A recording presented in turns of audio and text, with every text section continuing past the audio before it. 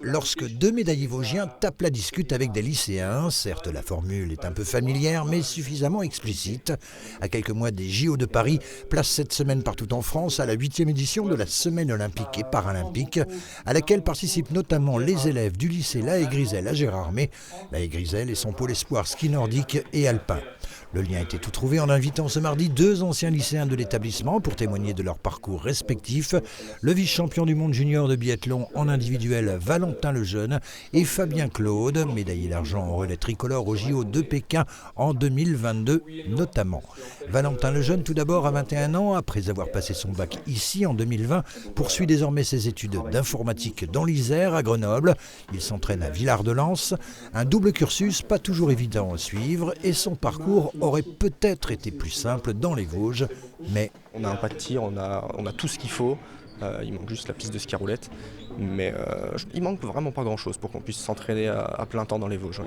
Double cursus donc, dopage, recherche de performance, les questions n'ont pas manqué. Une rencontre importante tant pour les sportifs que pour tous ces jeunes. Je crois que quand j'étais jeune, j'aimais écouter les plus grands qui ont réussi. Et donc voilà, il y a cette notion de partage qui est importante. Ça leur permet d'être confrontés à la réalité du sportif de haut niveau et à tous les enjeux du double cursus qu'ils ont pu conduire jusqu'à présent. Les résultats respectifs de nos deux champions ont aussi été évoqués. Si Valentin a connu sa première sélection en Coupe du Monde à Ruppolding en Allemagne en janvier dernier, pour Fabien Claude, 29 ans, cadre de l'équipe de France, cette saison au plus haut niveau international s'est révélée un peu plus compliquée. On peut la qualifier en dents de scie, ça représente assez bien des hauts débats. Il y a eu des très belles choses, notamment sur quasiment toutes les masters de la saison, les poursuites aussi également.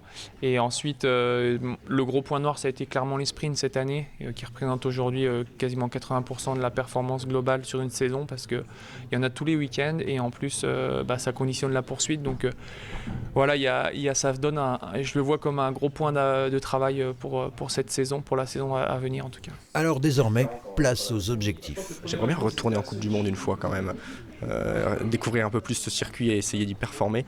J'ai eu la chance de faire une apparition sur une course. Une belle apparition d'ailleurs. Une belle apparition, mais à 4 secondes de la poursuite.